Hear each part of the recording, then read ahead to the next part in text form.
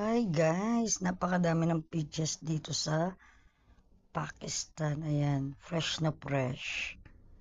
Ayan, aanin mo lang siya. Ikaw na mamimitas.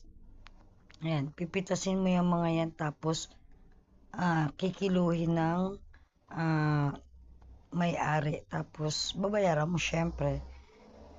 Pero ako dyan binigay lang sa akin. Kapag foreigner ka kasi at nagustuhan ka nila, bibigay lang nila. Ayan, tuwan-tuwa sila kapag may foreigner, guys. Ayan, yung dalawang lalaki, ayan yung mga namimitas, tapos ikakahon nila yan, tapos ibibenta nila.